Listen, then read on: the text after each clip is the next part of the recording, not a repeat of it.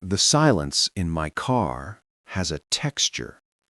It's not the comfortable, worn-wool silence of two people who know each other so well that words are sometimes superfluous. This is a different fabric altogether.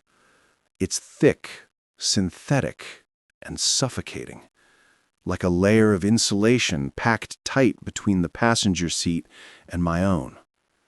It's a silence I have become an expert in navigating.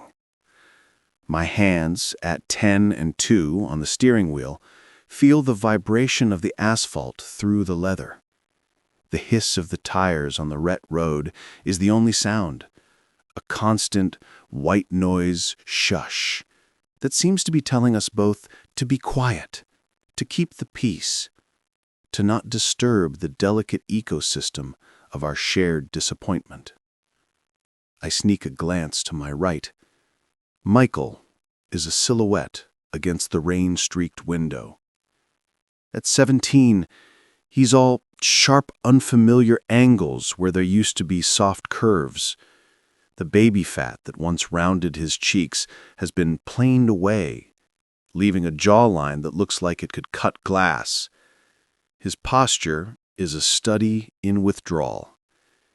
Shoulders hunched, headphone cord trailing from one ear like an umbilical cord to a world I'm not part of, his gaze fixed on the blur of passing streetlights. He wasn't always the stranger in my passenger seat. There was a time, a decade ago, when this car was filled with the chaotic, beautiful noise of him, the sticky-fingered excitement of a trip for ice cream, the endless stream of consciousness questions about why the sky was blue or where clouds went at night, the infectious gurgling laughter when I'd tell a silly joke.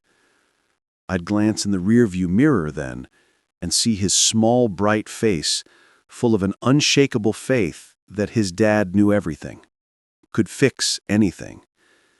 That faith was the very air I breathed. Now, the air is gone, replaced by this dense, manufactured silence. We are on our way to family therapy, session number 7. The word family feels like a cruel joke when it's just the two of us, a pair of mismatched socks forced into the same drawer. My ex-wife, Carol, is a ghost in this arrangement. Her absence is a presence. The third party in our sessions, the unspoken architect of this chasm. "Anything interesting at school today?" I ask. The question is a tiny, fragile boat I launch onto the sea of our silence. I try to keep my voice light, neutral, a carefully curated tone I've practiced in the mirror. It's the tone of a friendly, non-threatening acquaintance. He doesn't turn. His reflection in the window is impassive. Not really. The boat sinks without a trace. 2 words, 2 syllables, that build a wall higher than any shouted insult. A shouted insult would be something. It would be heat. It would be fire. This is permafrost. I grip the wheel tighter, my knuckles bleaching white. I want to say, "Michael, talk to me. Yell at me. Tell me I'm a failure, a cheat, a bastard, anything but this polite, glacial distance." But I don't, because I deserve this. This is the karma of a single, stupid decision made 8 years ago. A pebble of betrayal tossed into the pond of our lives, and these silent car rides are the waves, still crashing against the shores of my soul all these years later. The therapist's office is a study in calibrated calm. The walls are a soft, forgiving gray, the couch a deep, embracing navy. There are abstract paintings that suggest healing and growth, and a box of tissues placed strategically on the low coffee table between us.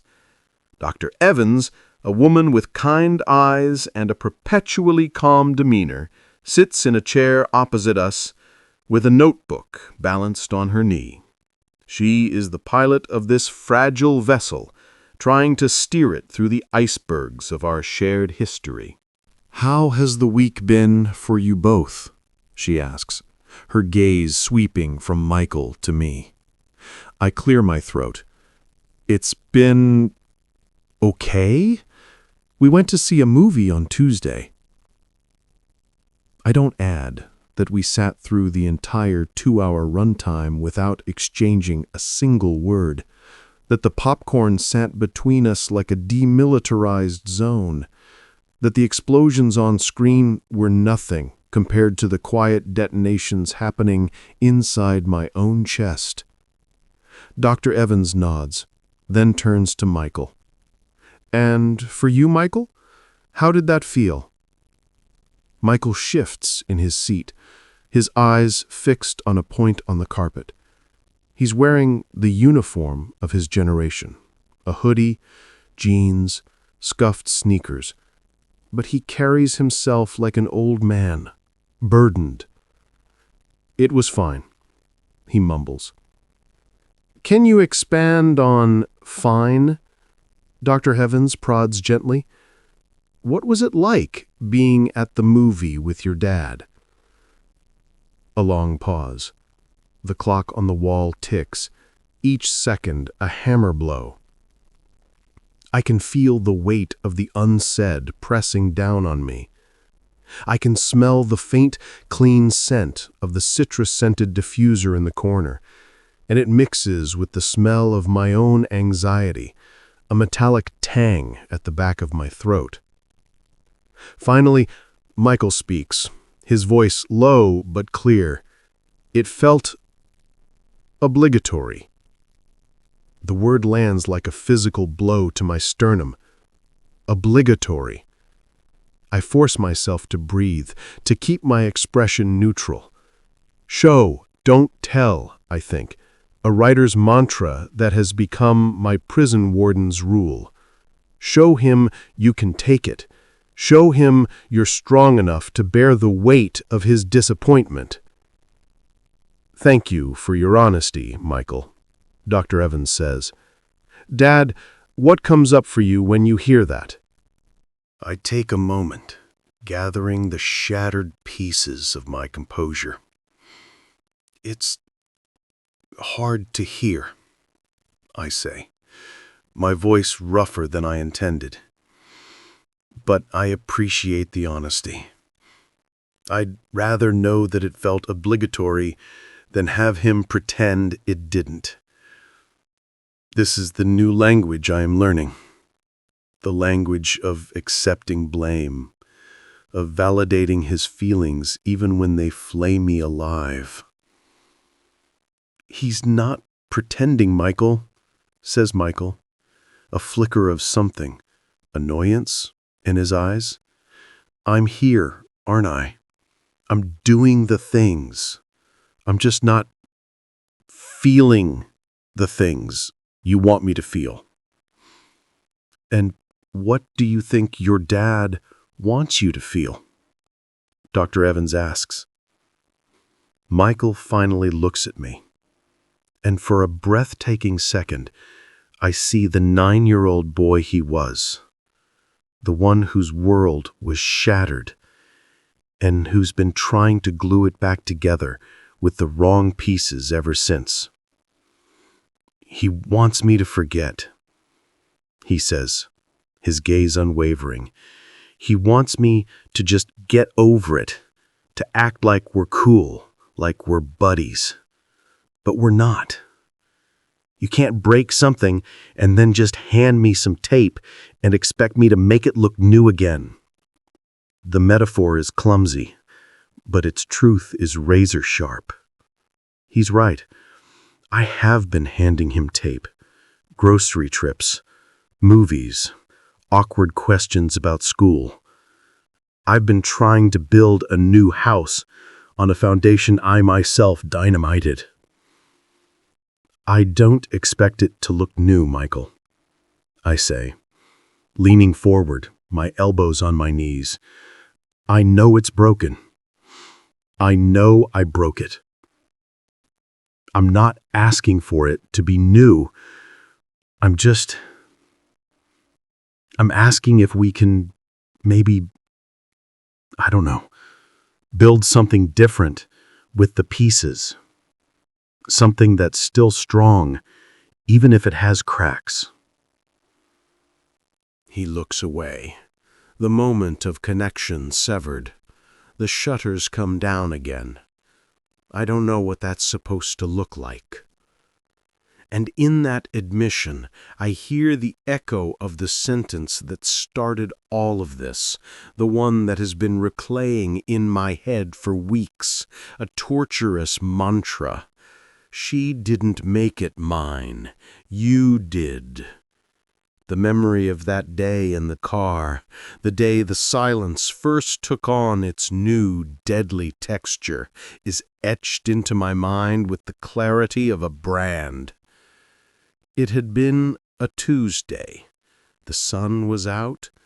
A completely ordinary day for the world to end. We were on our way to the supermarket. I was making inane chatter about whether we should get steaks or try that new salmon recipe. He was giving his usual monosyllabic answers. Then a shift in the atmosphere, a subtle intake of breath.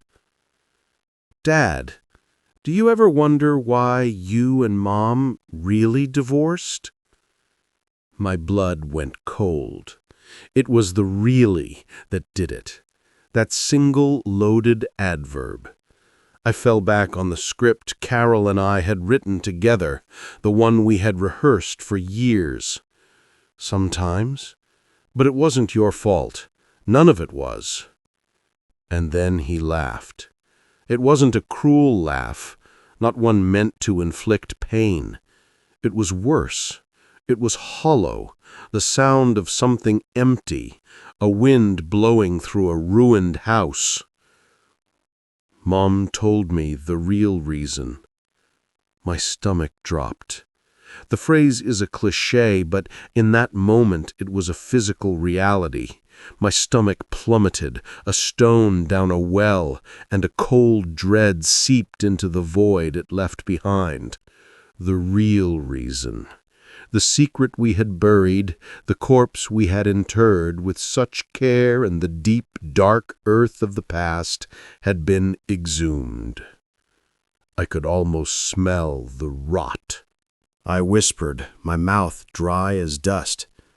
"What did she tell you?"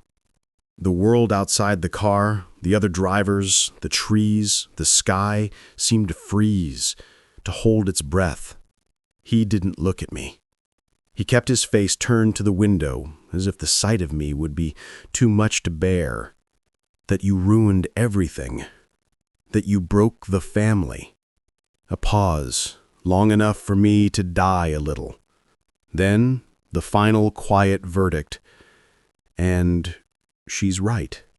I didn't cry. I didn't defend myself. I didn't scream at the unfairness of it, that Carol had broken our pact, that she had weaponized my mistake and handed it to our son. What would be the point? From his perspective, stripped of context and the slow, grinding erosion of a dying marriage, she was right. I was the villain, the cause, the single point of failure. I just drove. The 2-mile stretch to the grocery store was the longest journey of my life. The silence in the car was no longer just an absence of sound. It was a physical entity, a leaden weight pressing down on the roof of the car, on my shoulders, on my heart. It was the weight of my sin, and now the crushing weight of his knowledge. We got the groceries. We put them in the car. We drove home. We put them away. We did not speak. The ordinary rituals of life continued, but the world had fractured. The foundation of the father I had tried to be had turned to sand. That night, after he'd gone to his room, I stood in my kitchen, my hands braced on the cold granite of the countertop, And I finally let the tears come. They were silent, wrenching sobs that tore from a place so deep inside me I didn't know it existed.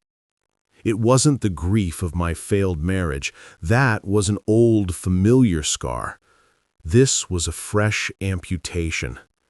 I had lost my son. Not to distance or teenage angst, but to the cold, hard truth of who I was. The weeks that followed were a masterclass in psychological torture. Michael's behavior didn't change dramatically. It calcified. The polite distance became a permanent state. He was impeccably, horrifyingly civil. He'd say please and thank you. He'd tell me what time he'd be home. He'd answer direct questions with the bare minimum of words required. It was the absence of heat that was so devastating. If he'd been angry, I could have borne it. Anger is passion. Anger is engagement. This was nothing. It was the emotional equivalent of being managed. I was a task on his to-do list. Endure time with Dad. I found myself studying him, searching for the boy he used to be. I'd watch his hands, remembering how they used to be so small and trusting in mine when we crossed the street. Now, they were a man's hands, capable and closed. I'd hear the deep timbre of his voice and remember the high, clear sound of his childhood laughter. The ghost of the son I knew haunted the house, a constant, painful reminder of what was lost. I tried to talk to Carol. I called her, my voice tight with a controlled fury. "You told him." There was a long silence on her end, then a sigh. It wasn't a sigh of remorse, but of exhaustion, the same exhaustion that had ended our marriage. "He's not a little boy anymore, David. He's 16. He had questions. He deserved to know the truth. I'm not going to lie to our son to protect you." "We had an agreement," I hissed, pacing the length of my living room. "We agreed it would only hurt him. We agreed it was our burden, not his." "It is his burden," she shot back, her voice rising for the first time. "He lives with the consequences every day, in 2 homes instead of 1, on shuffled holidays, with a father who did what you did. You don't get to decide when that stops being his burden. He does." The conversation ended there. It was useless. She had rewritten our history, casting herself as the wronged truth-teller, and me as the liar trying to conceal my crimes. And in a way, she wasn't wrong. But her truth was a weapon, and she had handed it to our child. That was the moment I truly understood the karma at play. This wasn't about Carol's betrayal of our pact. This was the inevitable consequence of my own. The lie of omission, the carefully constructed peace, was always a fragile thing. It was bound to shatter. The only surprise was that it had taken this long. The silence in my house was now a living thing. It had a pulse. It was the sound of my penance. 2 weeks after the grocery store revelation, I made a desperate, clumsy attempt at a truce. He was staying with me for the weekend, a stretch of 48 hours that felt like a life sentence. The air in the house was thick with all the things we weren't saying. "Hey, Michael," I said, finding him in the living room, scrolling through his phone. "We don't have to do the usual thing. We could just go for a drive. Anywhere you want. Up the coast, maybe. Get some lunch. No agenda." He didn't look up from the glowing screen. His thumb scrolled, a tiny, infinite gesture of dismissal. "You don't have to try so hard, Dad," he said, his voice flat. I know you're guilty. Guilty. The word was a stiletto, slipped neatly between my ribs and into the chamber of my heart. It wasn't an accusation of an action. It was a definition of my state of being. I know you're guilty. Not you are guilty of something, but you are guilt. It was my new identity, the core of who I was to him. I had felt guilt before, of course. The acid churn of it the morning after my infidelity, the leaden weight of it during the confession to Carol, the hollow ache of it signing the divorce papers. But those were private shames. They were my own personal demons to wrestle in the dark of night. This was different. This was shame. Shame is guilt that has been witnessed. Shame is what you feel when the person whose opinion matters more than anyone else's in the world looks at you and doesn't see a father, a protector, a hero. He saw a man who was weak, who was selfish, who was fundamentally flawed. He saw the cracks in my foundation, and he knew they went all the way down. I had no defense. What could I say? It was only once. It was a mistake. It didn't mean anything. Those were the excuses of a coward, the pathetic bleatings of a man trying to minimize the nuclear fallout of his actions. To Michael, the frequency was irrelevant. The context was meaningless. The only thing that mattered was his family was broken, and I was the one who had swung the hammer. I finally found my voice, a hoarse, broken thing. Michael, I made a mistake a long time ago, the biggest of my life. But your mother and I agreed we wouldn't make it yours. That's when he lifted his head. His eyes, the same shade of hazel as my own, met mine. There was no anger in them, just a cold, profound certainty that was far, far worse. She didn't make it yours, he said, each word a carefully placed stone, building the wall between us a little higher. You did. He went back to his phone. The conversation was over. I stood there, in the middle of my own living room, utterly dismantled. He was right. He was so devastatingly right. By committing the act, I had set the dominoes in motion. Carol's revelation was just the last domino falling.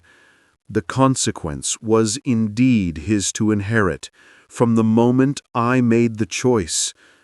The karma was not in the telling, it was in the doing. Therapy became our battleground, a sterile arena where we fought with words instead of swords. Dr. Evans was a skilled referee. Michael, she said during our 8th session, you said last time that you feel your dad wants you to just get over it. Can you help him understand what it is? What is the it that you can't get over? Michael fidgeted, pulling at a loose thread on the cuff of his hoodie. The room was so quiet I could hear the soft shush of the central air conditioning. I held my breath. It's everything, he started, his voice low. It's the person I thought he was. The story. He looked up, his gaze landing somewhere on the wall behind Dr. Evans. You grow up thinking your dad is this, superhero, you know? That he's strong and good and would never do anything to hurt you. That's the story. And then you find out it's not true. It was just a story he was telling you by not telling you the real one. Dr. Evans nodded. So the betrayal isn't just the act of infidelity itself, it's the shattering of a narrative, the destruction of an ideal. Yeah, Michael said, a flicker of relief in his eyes that someone was finally getting it. It's like the whole world feels less safe. Because if the person who was supposed to be the most solid, the most reliable, is actually built on a lie, then what else is a lie? Mom? Myself? Everything feels shaky. I listened, my heart cracking open. I had been so focused on the act, on the single night of weakness, that I had never considered its philosophical fallout. I hadn't just broken his trust, I had broken his reality. Dad, Dr. Evans said, turning to me, what's it like to hear that? I took a deep, shuddering breath. The air in the room felt thin, insufficient. It's humbling, I began, choosing my words with the care of a bomb disposal expert. And it hurts, because I never wanted to be a superhero. I just wanted to be your dad, a good dad, and I failed at that. I know I failed, and I'm so sorry that my failure made your world feel unsafe. That's the last thing any parent ever wants. It was the most honest thing I'd said to him in years. It wasn't an excuse. It was a confession of a different kind. Michael looked at me then, a long, searching look. For a second, I saw the ghost of the boy again, the one who was scared and lost. I don't hate you, he said, and the words were so quiet they were almost inaudible. I'm just disappointed, and I don't know how to stop being disappointed. The air left my lungs in a silent rush. Disappointed. Of all the words he could have used, angry, betrayed, hurt, this was the one that undid me completely. Anger is hot and can burn itself out. Betrayal is sharp and can, with time, maybe be stitched closed. But disappointment? Disappointment is a quiet, cold room. It's the absence of hope. It's the realization that someone has fundamentally failed to meet the standard of who you needed them to be. A single, hot tear escaped the corner of my eye and traced a path down my cheek. I didn't wipe it away. Let him see. Let him see that his words had the power to break me too, that I wasn't the impenetrable fortress of indifference he thought I was. I'm disappointed in myself too, Michael, every single day. That session was a turning point. Not a dramatic, movie-style reconciliation, but a subtle shift in the tectonic plates of our relationship. The silence in the car on the way home was different. It wasn't heavy and suffocating. It was pensive, charged with the new truths that had been laid bare. When we got home, he didn't immediately disappear into his room. He hovered in the kitchen as I put the kettle on. "You want some tea?" I asked, a tentative offering. "Yeah." "Okay." It was a small thing. 2 words instead of 1. But it felt like a monsoon after a decade-long drought. We sat at the kitchen island, steaming mugs between us. The silence was still there, but it was softer. "That stuff I said," he began, not looking at me, tracing the rim of his mug with his finger, "about the world feeling shaky. I didn't just make that up." "I know you didn't," I said. "Now, I mean, I read about it. In psychology class." He shrugged, a defensive gesture. "It's a thing. When a parent betrays the core trust, It can cause something called shattered assumptions.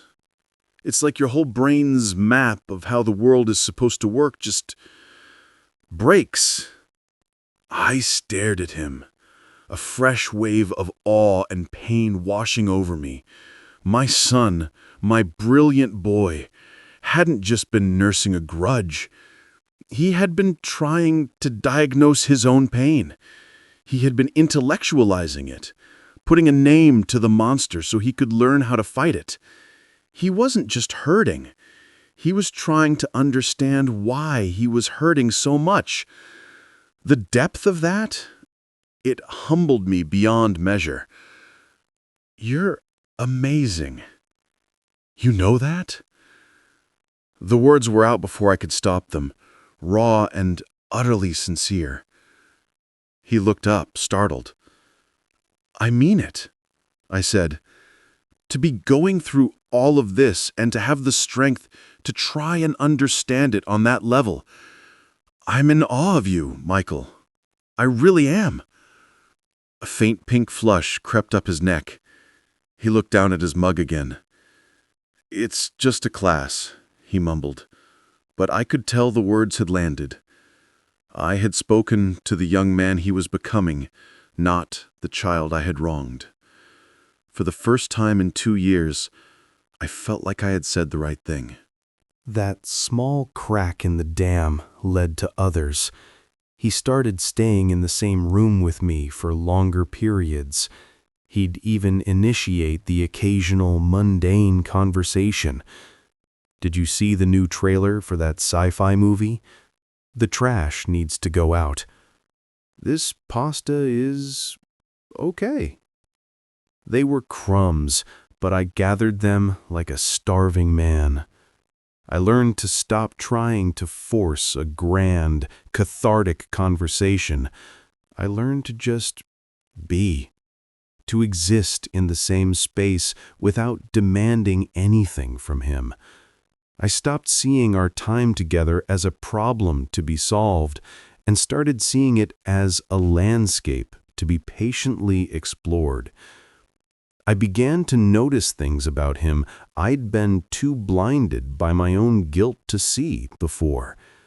The way he hummed a specific tune when he was concentrating on his homework, the specific brand of peanut butter he favored, the quiet pride he took in keeping his sneakers meticulously clean.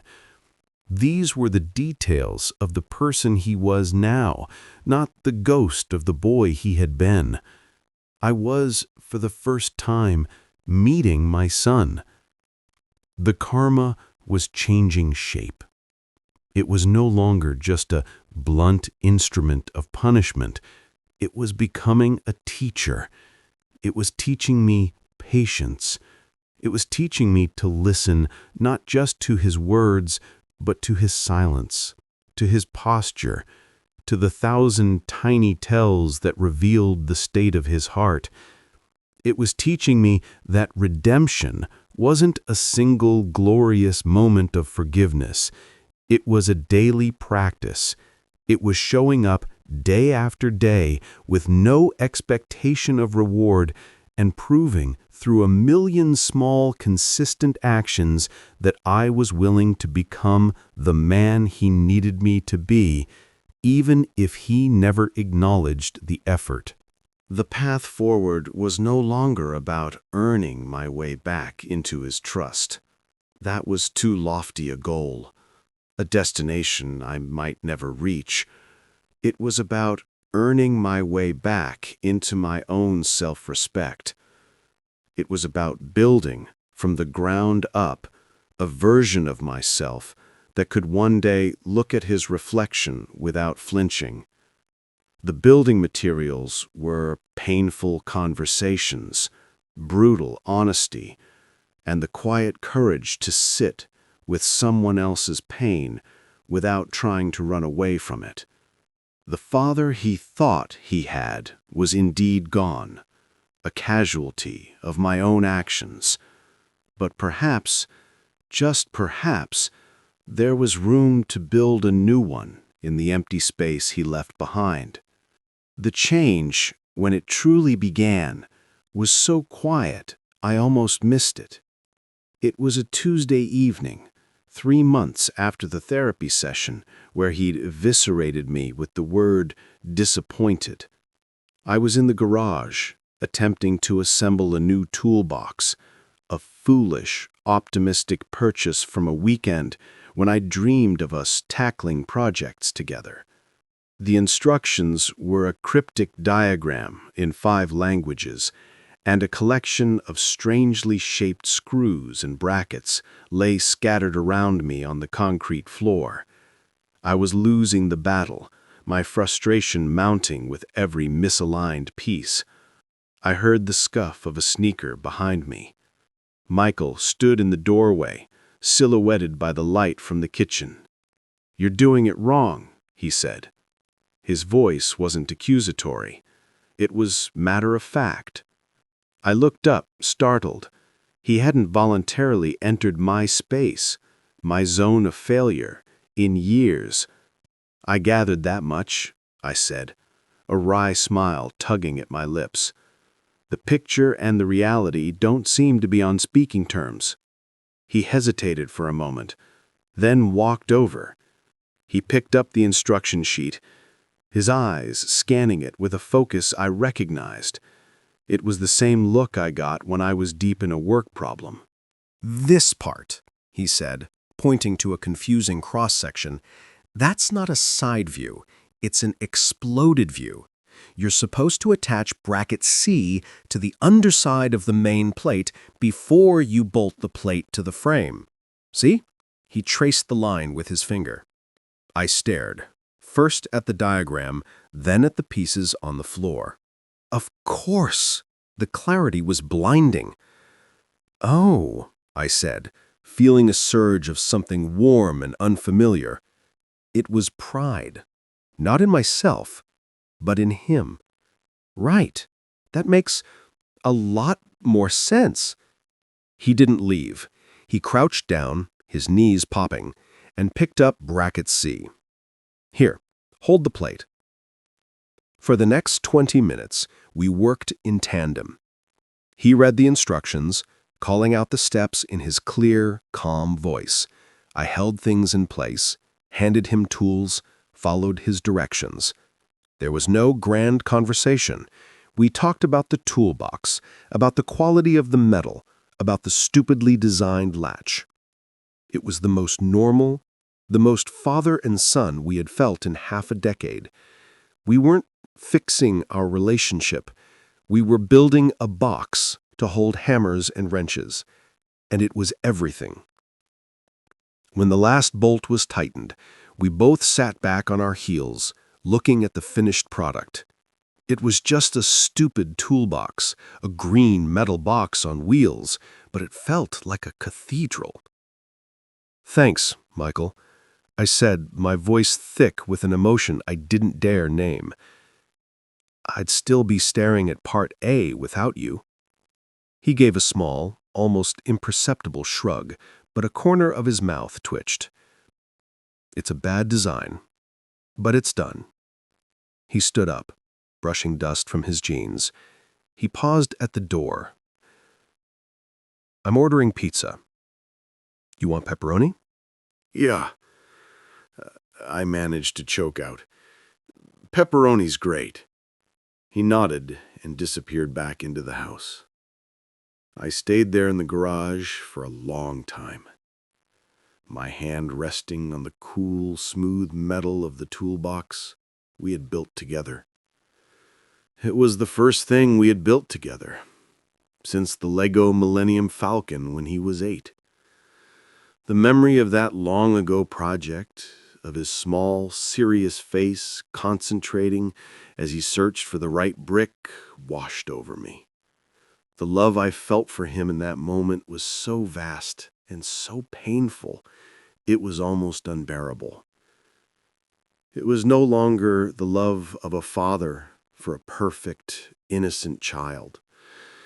It was the more complex, more resilient love of a man for another man, flawed, wounded, and struggling, who he was only just beginning to truly know. The toolbox became a touchstone. It wasn't a magic cure, but it was a reference point for a new way of being. The silences became more often thoughtful than hostile.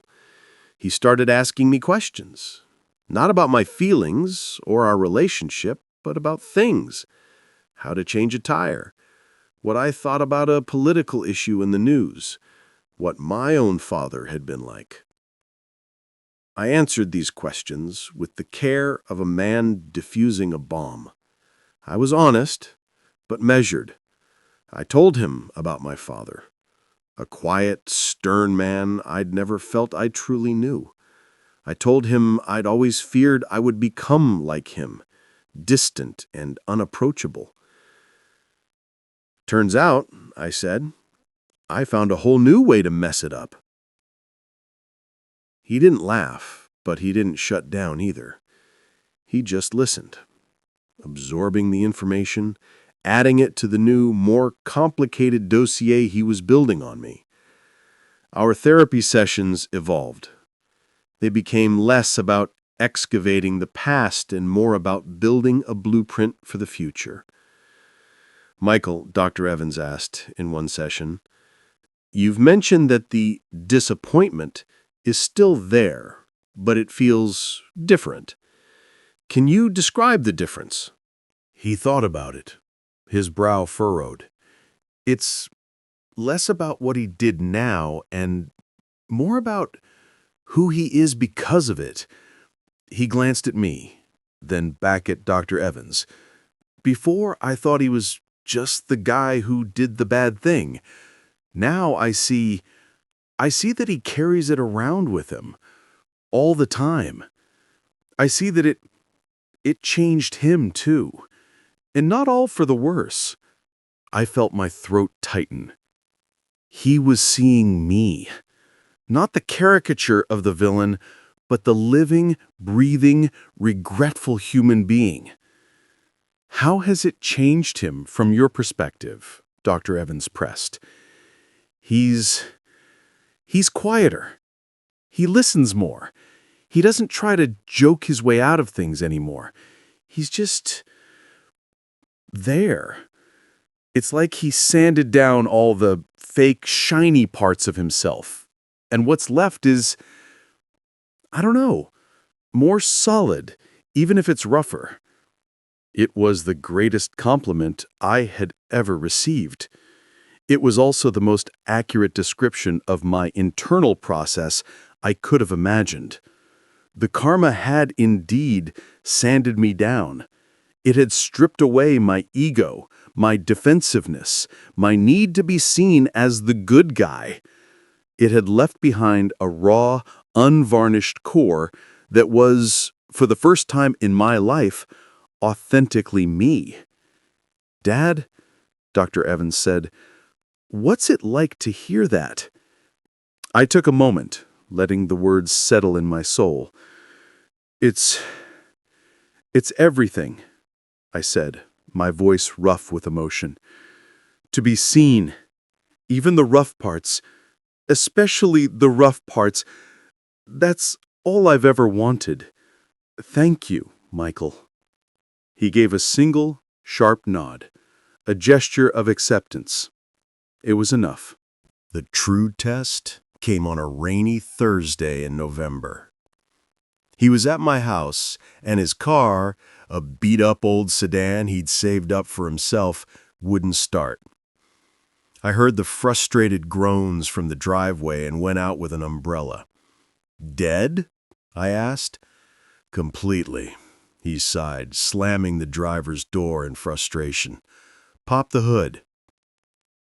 We stood side by side in the drizzle, the umbrella creating a small, intimate world for just the two of us. I showed him how to check the battery terminals for corrosion, how to jiggle the starter relay. It was futile. The battery was simply old and dead. But for those 15 minutes, we were allies against a common enemy, a bulky piece of machinery. As we walked back to the house, soaked and defeated, He said something offhand, something that would have been meaningless from anyone else. You know, Mom's boyfriend, Greg, he wouldn't have a clue what to do with a dead battery. He'd just call AAA. The sentence hung in the damp air between us. It wasn't an apology. It wasn't a declaration of love. It was better. It was a piece of data offered freely. It was an acknowledgement that I possessed a competence, a practicality that another man in his life did not. It was a recognition of a value I brought to the table, not as a perfect moral paragon, but as a guy who knew how to look under a hood. Later that night, as we waited for the tow truck, he was sitting on the couch and I was in my armchair. The TV was on, but neither of us was watching it. "Dad," he said, his eyes on the screen. "Yeah, son? That thing you said in therapy about building something new with the pieces?" He paused, choosing his words. I think I'm starting to see what that could look like." I didn't respond. I didn't move. I just let the words settle, let them find a home in the cracks of my heart, filling them with the golden light of a hope I had long since abandoned. "It's not the same," he continued, still not looking at me. "It'll never be the same, but it doesn't have to be the same to be okay. Maybe it can even be good, different, but good." I nodded, though he couldn't see me. The emotion that welled up in me was too profound for words. It was the feeling of a long, brutal winter finally giving way to the tentative green shoots of spring. It was the karma of perseverance. It was the justice of earned respect. We still have a long way to go. The path isn't linear. There are still days of silence, moments of tension, flashes of the old hurt in his eyes. I am still guilty. I will always be the man who made the choice that broke his world. That title is a part of my story now, a permanent entry in the ledger of my life. But I am also becoming other things.